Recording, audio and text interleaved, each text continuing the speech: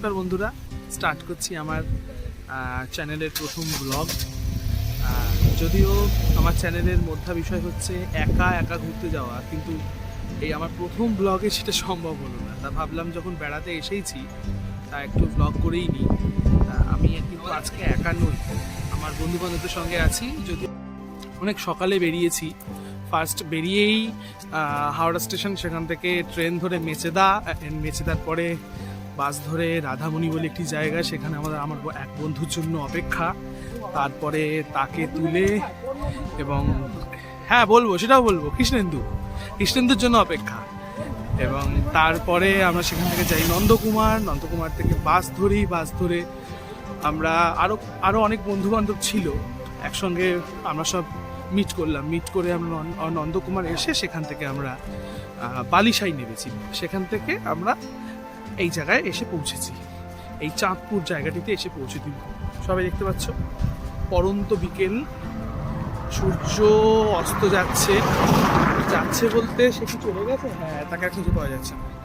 একটু আগে ছিল, কিন্তু এখন অস্ত যাচ্ছে। আমরা এখন এখান থেকে সোজা হাঁটছি বিচ বরাবর তাজপুরের। এই যে যাচ্ছে তিন মূর্তি, পেছনে একজন আছেন, তিনি একটু ধনী বলে আমাদের পেছনে থাকেন, ভয় পান তিনি। এই হচ্ছে সেই ব্যক্তি যার নাম হচ্ছে এই হচ্ছে সুব্রত যাচ্ছে, সামনে যাচ্ছে কৃষ্ণেন্দু, যাচ্ছে সায়ন। এই তোরা একটু হাই বল। আচ্ছা, হ্যাঁ, হেঁটে এখন যাচ্ছি সম্ভবত তাজপুরের দিকে। হ্যাঁ, তাজপুরের দিকে যাচ্ছি তো, তাজপুরের দিকে আমরা যাচ্ছি। চলো সেখানে গিয়ে দেখা হবে। হাঁটতে অনেক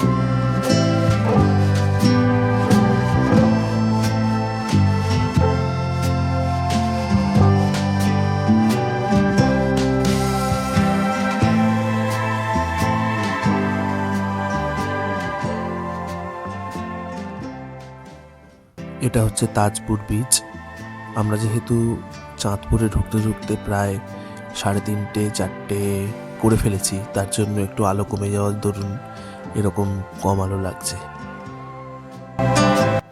একটু সন্ধ্যের দিকে বন্ধু বান্ধবরা এসে আমরা এই এখন অর্ডার করে বসেছি চিংড়ি, কিছু একটা ফ্রাই জাতীয় কিছু, অসাধারণ দুর্দান্ত একটা স্মেল আসছে, গন্ধ বেরোচ্ছে, কৃষ্ণেন্দুর মুখ থেকে পড়ছে জল, ওদিকে সুব্রত সেলফি তুলতে ব্যস্ত, আর সায়ন আর থামতে পারছে না। শুরু করি। হ্যাঁ,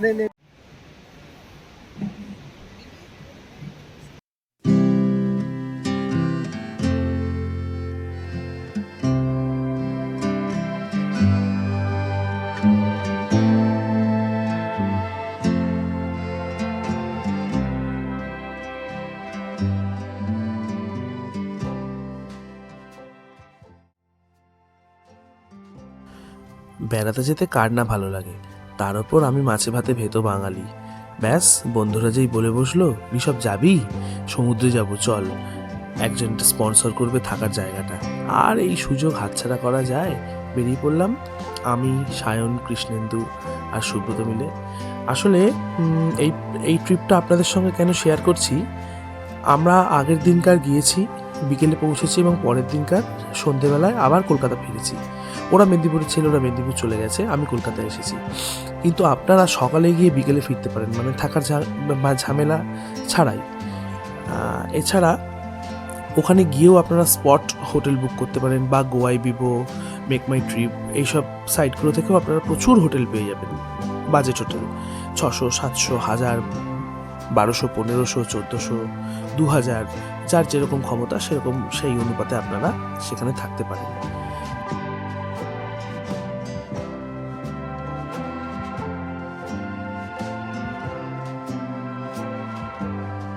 এবার শেয়ার করে নেব আমরা কিভাবে গেলাম।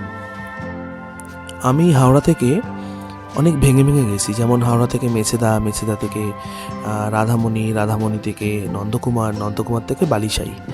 আপনারা সেভাবে যাবেন না, আপনাদের ক্ষেত্রে অসুবিধা হবে। আপনারা যারা কলকাতা থেকে যাবেন, আপনাদের জন্য এই ট্রেনগুলো খুবই ভালো ট্রেন। যেমন 12,857 নম্বর তাম্রলিপ্ত এক্সপ্রেস ট্রেনটি সকাল 6:45 হাওড়া ছাড়ে এবং রামনগর ঢোকে 9:43। তারপরের গাড়ি হচ্ছে 22,897 নম্বর আপ কান্ডারি এক্সপ্রেস। ট্রেনটি 2:25 দুপুর 2:25 হাওড়া ছাড়ে এবং রামনগর পৌঁছায় বিকেল 5:25। দুটি ট্রেন রোজই চলাচল করে। এছাড়াও আরও অনেকগুলি ট্রেন আছে, যেরকম 15,722 নম্বর আপ পাহাড়ি এক্সপ্রেস, যেটা শুধু শনিবার চলে, হাওড়া থেকে পাবেন সকাল 7:30 এবং সেটা রামনগর থামে না। সেটা যেতে গেলে আপনাকে দীঘা যেতে হবে, সকাল 11:55 দীঘা ঢোকে এবং দীঘা থেকে অটো ভাড়া করে আপনাদের এই চাঁদপুর আসতে হবে। এবং আরও দুটো ট্রেন আছে, যেমন সমুদ্রকন্যা এক্সপ্রেস 22,890 নম্বর আপ এবং 22,874 number up Visakhapatnam Digha superfast express. এই ট্রেনগুলো খুব একটা উপকারী ট্রেন নয়, কারণ ভোর 4টের সময় পাঁশকুড়া থেকে আপনাদের পক্ষে কলকাতা থেকে গিয়ে বা খড়গপুর থেকে বা যেখান থেকে আসুন না কেন, এই সকালের ট্রেনগুলো সরাসরি পুরী থেকে আসলে ঠিক আছে, কিন্তু মাঝপথ থেকে ধরাটা প্রায় অসম্ভব। আরও একটি ট্রেন আছে 13,506 নম্বর আপ আসানসোল দীঘা এক্সপ্রেস। এটা রবিবার আছে। এই ট্রেনটা খড়গপুর থেকে সকাল 9:30 পাবেন, পাঁশকুড়া থেকে পাবেন 10:18, তমলুক থেকে 10:43। এটাও রামনগর থামে না। এটাতে যেতে গেলে আপনাকে কাঁথি নেবে, তারপরে বাসে করে বালিশাই আসতে হবে বা আপনাকে দীঘা নামতে হবে। ট্রেনটি দীঘা পৌঁছায় 12:50, কাঁথিতে ঢোকে সকাল 11:56। আরে দুপুর হলো তো, চলুন লাঞ্চটা একবার দেখে নি কি খাচ্ছি এবং তার দাম কেমন। চলুন। এটা আজকে আমাদের লাঞ্চে সুব্রত অলরেডি খাওয়া শুরু করে দিয়েছে। কৃষ্ণেন্দু আমার অপেক্ষায় ভদ্রতা দেখাচ্ছে। আচ্ছা বলে নিই, দিয়েছে হচ্ছে ভাত, ছিল শশা, আমি যেটা খেয়ে নিয়েছি, আলু ভাজা, এখানে আছে ডাল। এই মাছটাকে যেন কি বলা হয়, দেখুন ব্যাকআপ হিসেবে আমাকে শশা দিচ্ছে ওরা, যাই হোক এটা হচ্ছে পটল মাছ। এই মাছটা ভাজা এবং তারপরে তোরা কিন্তু শর্টের হয়ে রইলি, এটা কিন্তু সবাই দেখতে পাবে, তো যে নিয়ে নিয়েছিস বিষয়টা। যাকে এরপরে আসবে হচ্ছে আমাদের ভোলা মাছ, না ভোলা মাছ আসবে, আর কি আসবে, আর আপাতত কিছু দেবে না, পেঁয়াজ দেবে, লেবু দেবে, আমাদের বাজেটে আর নেই, আর দেবে না। ভেজ থালিতে আর কি আছে, আলু ফুলকপির একটা ভাজি আছে। ভেজ থালি হচ্ছে এখানে 100 টাকা, আর এই মাছগুলো আলাদা। এই পটল মাছটা এখন কি বিল ধরবে জানি না, আর ভোলা মাছটা হচ্ছে 1 প্লেট 120 টাকা। এই হচ্ছে মেনু দুপুরের আমাদের। হ্যাঁ, যেটা বলছিলাম, আপনারা এছাড়াও প্রচুর মেছেদা থেকে এবং পাঁশকুড়া থেকে লোকাল ট্রেন পাবেন। এছাড়া কলকাতা থেকে সড়ক পথে দীঘার যোগাযোগ ব্যবস্থা খুবই ভালো। আপনারা আসুন, ভালো লাগবে। পরন্ত বিকেল, সূর্য অস্ত যাচ্ছে, কেমন একটা মন খারাপ করা পরিস্থিতি। আরে এই তো কিছুক্ষণ আগে এলাম, এখনই চলে যাব? দূর না, চলুন সমুদ্র পাড়ে এই অস্ত যাওয়াটা আর একটু সময় উপভোগ করি।